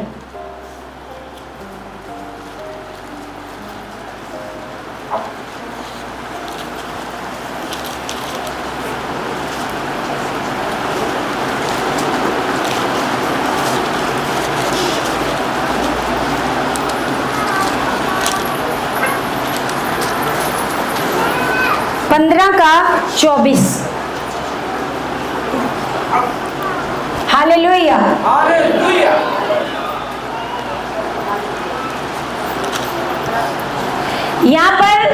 यहाँ पर उस लेडी का जिक्र हो रहा है। देखो लिखा है, यीशु वहां से निकलकर सूर और सैदा के प्रदेश की ओर चला।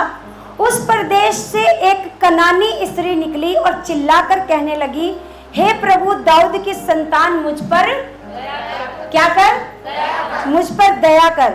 मेरी बेटी को दुष्ट आत्मा बहुत सता रहा है। पर उसने उसे कुछ उत्तर ना दिया। तब उसके चेलों ने आकर उससे विनती की, इसे विदा कर, क्योंकि वह हमारे पीछे चिल्लाती हुई आ रही है। उसने उत्तर दिया, इज़राइल के घराने की खोई हुई भेड़ों को छोड़ मैं किसी के पास नहीं भेजा गया। क्या बोला? क्या बोला? क्या पढ़ा? इज़राइल की भेड़ों को छोड़ मैं किसी और के पास यीशु मसीह को किसके पास भेजा गया था? आपको पता है, जब उन्होंने कबूल नहीं किया, यीशु मसीह को उन्होंने ग्रहण नहीं किया। जैसे देखो इसमें लिखा है यूहन्ना 1 अध्याय। यहाँ पर हम इसको पहले पूरा करते हैं फिर उसको पढ़ते हैं। लिखा है, लिखा, उसने उत्तर दिया, इजराइल के घराने की खोई हुई भेड़ों को छोड़ मैं किसी के पास नहीं भेजा गया। पर वह आई और यीशु को प्रणाम करके कहने लगी, हे प्रभु मेरी सहायता कर। लेकिन इन्होंने उस वचन को कैसे मांगा? कैसे मांगा? उस चंगाई को कैसे मांगा? बड़े आदर के साथ। कैसे मांगा? आदर। उनको पता है ये चीज हमारे लिए नहीं है, लेकिन जो चीज आपके लिए नहीं होती उसको आपने कैसे मांगना होता है? बड़ी नम्रता के साथ, है ना। तो उसने कहा कि हे प्रभु मेरी क्या कर? सहायता कर। उसने उत्तर दिया, लड़कों की रोटी लेकर कुत्तों के आगे डालना अच्छा नहीं है। लिखा, उसने कहा, सत्य है प्रभु, पर कुत्ते भी तो वह चूर चार खाते हैं जो उनके स्वामियों की मेज से गिरता है। जो उनके स्वामियों की मेज से क्या होता है? मतलब अगर आप ठीक है यहूदी जातियों के लिए आए हैं, लेकिन अगर उनका पेट भर चुका है, जो उनकी मेज पर गिरा हुआ है, हम उसे तो खा सकते हैं ना, है ना। तो ऐसे इसने लेडी ने क्या किया? बड़ा नम्रता से क्या? परमेश्वर से चंगाई को मांगा, है ना। और लिखा, इस पर यीशु ने उसको उत्तर दिया, हे स्त्री तेरा विश्वास क्या है? बड़ा है। लिखा, जैसा तू चाहती है तेरे लिए वैसा ही हो। लिखा, उसकी बेटी उसी घड़ी चंगी हो गई। उसी घड़ी क्या हो गई? चंगी हो गई। तो यहाँ पर प्रभु ने ऐसे बताया कि मैं इजराइल की भेड़ों के लिए आया हूँ। मुझे मेरे परमेश्वर ने किन के लिए भेजा है? इजराइल की भेड़ों के लिए। अब हम यूहन्ना की किताब निकालते हैं, यूहन्ना 1 अध्याय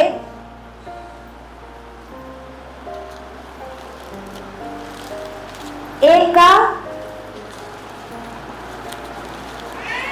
हम पढ़ेंगे 11।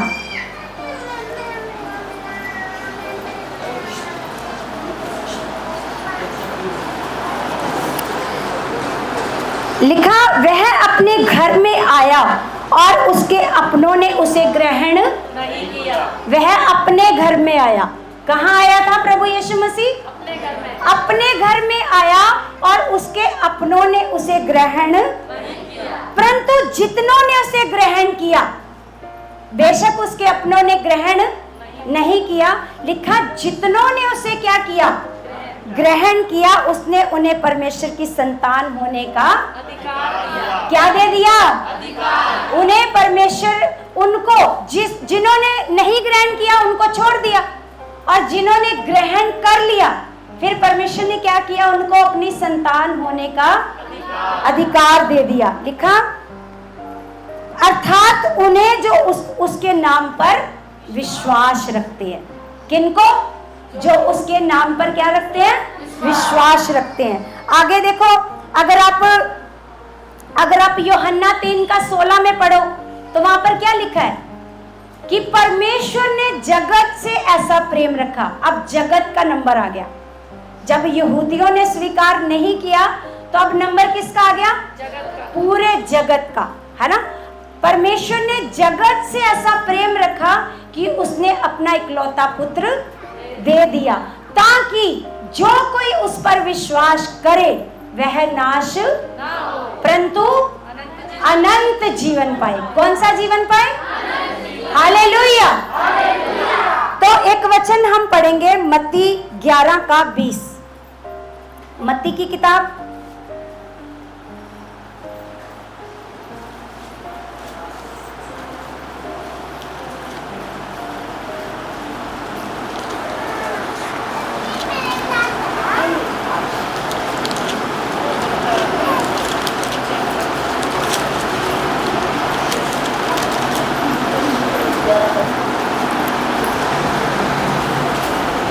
मिल गया वचन? हालेलुया। लिखा, तब वह उन नगरों को उलाहना देने लगा। कौन से नगरों को? उन नगरों को क्या देने लगा? उलाहना देने लगा। लिखा, जिनमें उसने बहुत से सामर्थ के काम किए थे। जिनमें उसने क्या किए थे? सामर्थ के काम किए थे, क्योंकि उन्होंने अपना मन नहीं फिराया। उन्होंने परमेश्वर के कामों को तो देखा, पर यीशु मसीह ने बड़े बड़े सामर्थ के काम किए, लेकिन सामर्थ के काम देखकर भी उन्होंने अपना मन नहीं फिराया। हालेलुया। क्या नहीं किया? जिन नगर के लोगों ने अपना मन नहीं फिराया उनको यीशु मसीह क्या देने लगा? क्या देने लगा? उलाहना देने लगा। लिखा, हाय खुराजीन, हाय बैतसैदा, ये नगरों के नाम है, ये उन नगरों के। लिखा, हाय खुराजीन, हाय बैतसैदा, जो सामत के काम तुम में किए गए, यदि वे सूर और सैदा में किए जाते तो टाट ओढ़कर और राख में बैठकर वे कब के मन फिरा लेते, है ना। और आगे लिखा, परंतु मैं तुमसे कहता हूं कि न्याय के दिन तुम्हारी दशा से सूर और सैदा की दशा अधिक सहने योग्य होएगी, है ना। लिखा, हे कफरनहूम, क्या तू स्वर्ग तक ऊंचा किया जाएगा? तू तो अधोलोक तक नीचे जाएगा। जो सामत के काम तुझ में किए गए, यदि सदोम में किए जाते तो वह आज तक बना रहता। आपको पता है सदोम को कैसे नाश हुआ था? सदोम और अमोरा का। तो यहाँ पर प्रभु कहता है, जो काम मैंने यहाँ इतने बड़े बड़े काम करके दिखाए, क्या प्रभु ने आपके जीवन में बड़े बड़े काम नहीं करके दिखाए? चमत्कार करके दिखाए, है ना। किसके जीवन में? बड़े बड़े सामर्थ के काम किए परमेश्वर ने। बड़े बड़े रोगों से चंगाइयां दी है, हालातों से निकाला है, दुखों से निकाला है। तो यहाँ पर कहता है कि जो सामर्थ के काम मैंने तो तुम्हारे नगर में किए, अगर मैंने सदोम में किए होते, अगर ये चमत्कार मैंने सदोम में किए होते तो सदोम के लोग क्या कर लेते? मन फिरा लेते, आज वो नगर बना रहता। आज वो नगर, क्योंकि वो नगर पाप में पड़ गया, पाप करने लगा, है ना। औरतें औरतों के साथ रिश्ता बनाने लगी, शादियां करने लगी, आदमी आदमियों के साथ रिश्ता बनाने लगे। क्या करने लगे?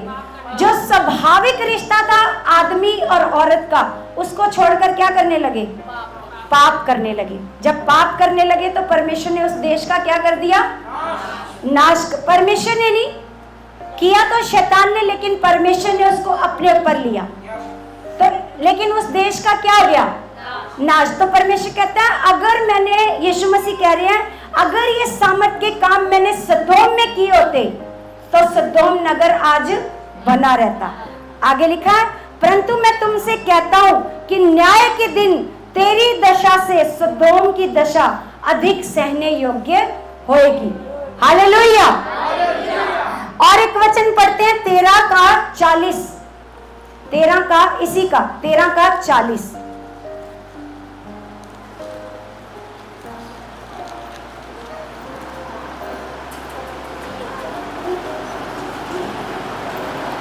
हालेलुया। लिखा, अतः जैसे जंगली दाने बटोरे जाते और जलाए जाते हैं, वैसा ही जगत के अंत में होगा। आपको पता है, जब एक किसान फसल उगाता है तो उसमें जंगली दाने भी उगते हैं। कौन से उगते हैं? जंगली दाने जब उगते हैं तो लिखा है, जैसे जंगली दाने बटोरे जाते और जलाए जाते हैं। आपको पता है किसान उनको क्यों जला देता है? ताकि दोबारा इनका जो बीज है वो बना ही ना रहे, बीज ही क्या हो जाए? खत्म हो जाए। इसलिए उनको क्या कर देते हैं? जला देते हैं। तो लिखा है, अतः जैसे जंगली दाने बटोरे जाते और जलाए जाते हैं, वैसा ही जगत के अंत में होगा।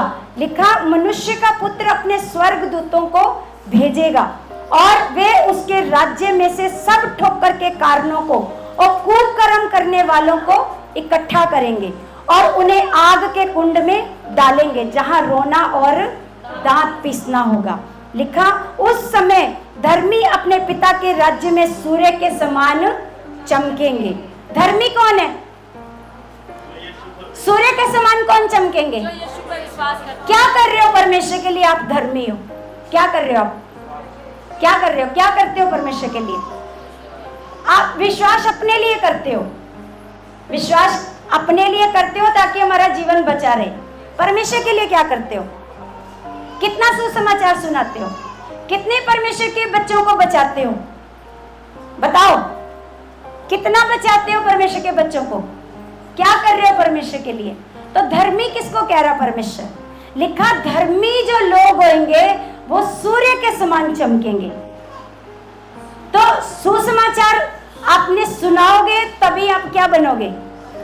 आपका अपना घर का काम ही नहीं खत्म होता, आपकी अपनी जॉब ही नहीं खत्म होती। कितना जाते हो रोज दिन में निकल करके, कितना बोलते हो मैंने 2 घंटे तो देने ही देने परमेश्वर के काम को, जाते हो? कौन है ऐसा जन जो आप कहते हैं आपके मन में बड़ी तेज चाहत है, कोई बात नहीं मैंने 2 घंटे अपने घर के कामों से निकालने हैं, अपनी जॉब में से मैंने निकालने हैं और मैंने परमेश्वर के लोगों को बचाना है कोई ऐसा जन? है कोई ऐसा जन? कोई भी नहीं है, कोई भी नहीं है जो परमेश्वर का काम करे। अगर आप विश्वास करते हो, अगर आप बीज बोते हो, तो वो परमेश्वर के लिए नहीं करते। किसके लिए करते हो? किसके लिए करते हो? वो अपने लिए करते हो। बीज बोते हो तो उसकी ब्लेसिंग आएगी आपको, संगति में आओगे तो उसका आपको प्रतिफल देगा। लेकिन सुसमाचार का काम ऐसा है जो आप परमेश्वर के लिए करते हो। किसके लिए? परमेश्वर के लिए करते हो। आप परमेश्वर की रूहों को बचाते हो, आप लोगों को बताते हो कि देखो यही मार्ग है, इस मार्ग पर चलकर ही हमें क्या मिल सकता है? जीवन। यही सच्चाई है। बोलो कितने लोगों को बताते हो आप दिन में? कितने दुखियों को सुसमाचार देते हो? कितने दुखियों को परमेश्वर के भवन में लाते हो? क्या सिर्फ अपने लिए जीना आपने है? सिर्फ अपने लिए आप बैठे गाड़ी में और आगे संगति में और संगति से घर चले गए, बैठे मेट्रो में आए संगति में, हमें क्या मतलब किसी का जीवन नाश हो रहा था, होता रहे, है कि नहीं? किसी का जीवन नाश हो रहा है बिना परमेश्वर के, अगर वो मर गया तो हमें क्या लेना देना?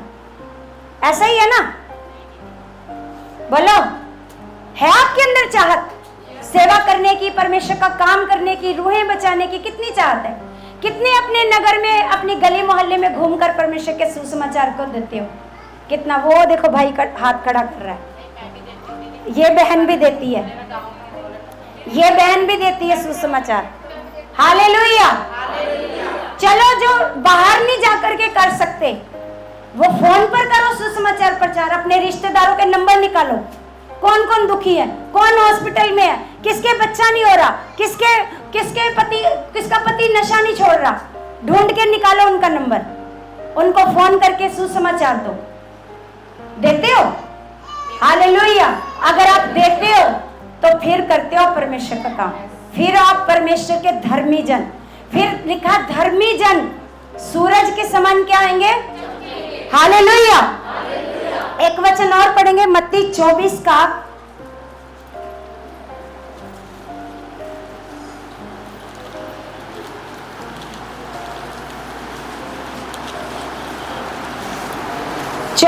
51।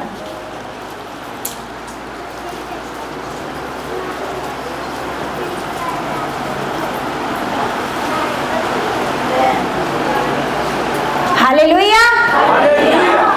लिखा तब वह उसे भारी ताड़ना देगा और उसका भाग कपटियों के साथ ठहराएगा, वहां रोना और दांत पीसना होएगा। हालेलुया।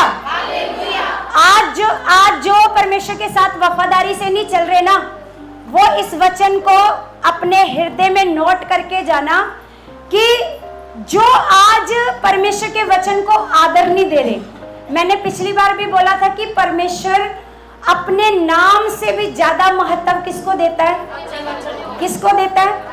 लेकिन अगर आप उसके वचन को नहीं मानोगे, उसके वचन को पूरा नहीं करोगे, तो फिर क्या मिलेगी आपको? ताड़ना। क्या मिलेगी? ताड़ना। और लिखा वो वहां फेंक देगा, उन कपटियों के साथ आपको फेंक देगा जहां रोना और वहां आपके लिए कोई खुशी नहीं होएगी। कहां? कौन सी जगह? वो कौन सी जगह?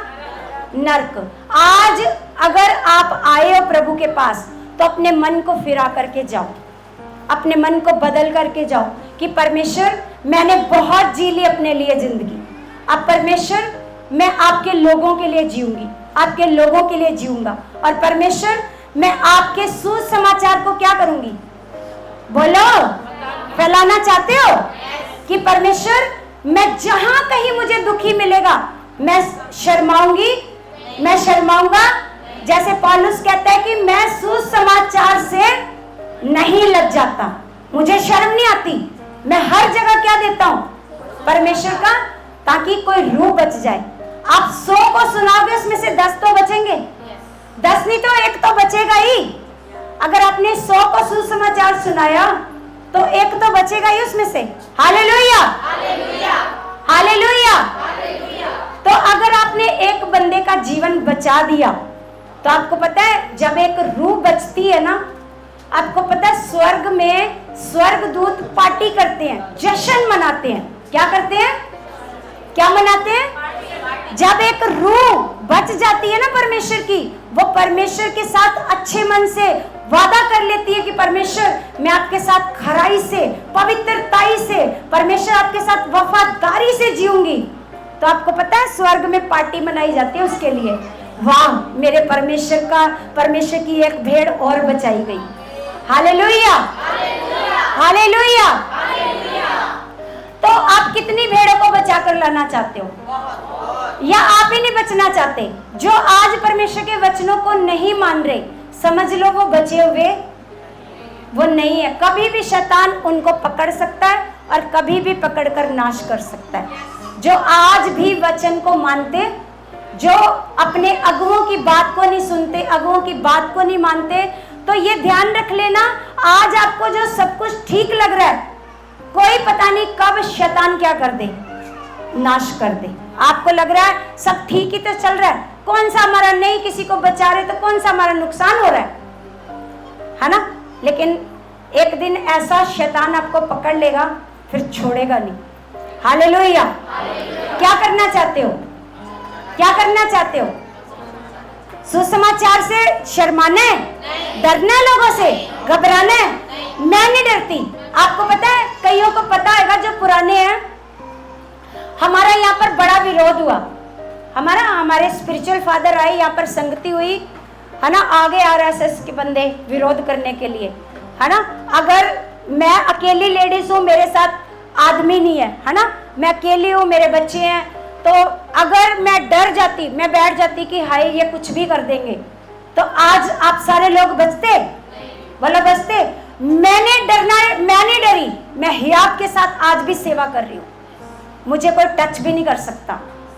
मैं खुदा की बेटी हूँ और जो मुझे छुएगा ना वो जल जाएगा, मेरे को इतना विश्वास है। जो मुझे टच भी करेगा ना, जो मेरा नुकसान करने की सोचेगा भी, वो खुद ही नुकसान में फंस जाएगा। ये मेरे को पता है, क्योंकि मेरे साथ कौन खड़ा है ना। जब यहाँ पर हमने संगति करी तो बड़े लोग इकट्ठे होके आ गए। आप तो लोगों का धर्म परिवर्तन करवाते हो, करवाते हैं हम धर्म परिवर्तन। हमारा जो ज्ञान है कौन सा है? मन परिवर्तन का। कौन सा ज्ञान है? हमारा ज्ञान धर्म परिवर्तन का। हमारा वचन हमें धर्म परिवर्तन नहीं सिखाता। क्या सिखाता है? मन परिवर्तन। आप क्या करते हो? मन, बुराइयों से मन फिराते हो ना अपना। आपके मन में आता नहीं भाई ये तो बुराई है, ये पाप है, ये मैंने छोड़ना है, ये गलत है, किसी को धोखा देना गलत है, किसी पराई औरत की तरफ देखना गलत है, पाप है। आप उसको क्या कर देते हो? छोड़ देते हो। तो मन परिवर्तन का ये वचन कौन सा है? Hallelujah, hallelujah. जब आप परमेश्वर के साथ वफादारी से जीना सीख जाते हो, हम यही तो सिखाते हैं, कोई धर्म थोड़ी बदलवाते हैं, है ना। लेकिन लोगों को वहम है, लोगों ने आकर यहाँ सुना नहीं है ना, हम क्या सिखाते हैं? सुना है उन लोगों ने? कभी सुना नहीं है। सिर्फ घर में बैठे बैठे क्या करते हैं? वो बातें बनाते हैं, है ना। लेकिन हमारा विश्वास है कि हमारी प्रार्थनाओं से परमेश्वर क्या करेगा? है? जब पता ही नहीं क्या करेगा तो क्या बोलोगे? हमारी प्रार्थनाओं से क्या करेगा? बदल देगा उनको। तो जब पता ही नहीं, आपको पता ही नहीं, दिलेरी क्या करेगा? सब कुछ कर सकते हैं। क्या करेगा परमेश्वर? क्या करेगा? ऐसे, है ना। क्या कर सकता है हमारी प्रार्थनाओं से परमेश्वर? सब कुछ कर सकता है, उनको भी बदल सकता है जो हमारा क्या करते हैं। आपके घर में भी अगर कोई आपका विरोध करता है तो परमेश्वर उसको भी बदल सकता है, क्योंकि परमेश्वर का वचन कहता है कि मैं पत्थर का हृदय निकाल कर उसमें क्या भर दूंगा? मांस का हृदय भर दूंगा। वो पत्थर का हृदय जो प्रभु को ग्रहण नहीं करता, वो मांस का हृदय जो प्रभु को तुरंत क्या कर लेता है। तो परमेश्वर कहता है मैं पत्थर का हृदय निकाल कर कौन सा हृदय डाल दूंगा? मांस का हृदय। हालेलुया। हमारा परमेश्वर ऐसा कर सकता है, वो सामर्थी है, वो दयावान है हमारा परमेश्वर। वो हर एक रूह को बचाना चाहता है, क्योंकि परमेश्वर का वचन कहता है कि परमेश्वर की ये इच्छा है कि सब मनुष्यों का और वो सत्य को भली भांति पहचान ले। हालेलुया। आज के वचन से क्या सीखा आपने? आज के वचन से ये सीखा कि सुसमाचार देना चाहिए, लोगों को बचाना चाहिए और जो मतलब मुसीबत में है उनको हालातों से निकालना चाहिए। देखो, आज का जो वचन था, अगर परमेश्वर ने यहूदी लोगों से अपनी दया छीन ली, तो अगर आप भी उसके वचन का आदर नहीं करोगे तो क्या आएगा? है ना, छिन सकती है ना। ये नहीं कि परमानेंट है, ये छिन सकती है। आपने उसके वचनों का क्या करना है? वचनों का क्या करना है? आदर।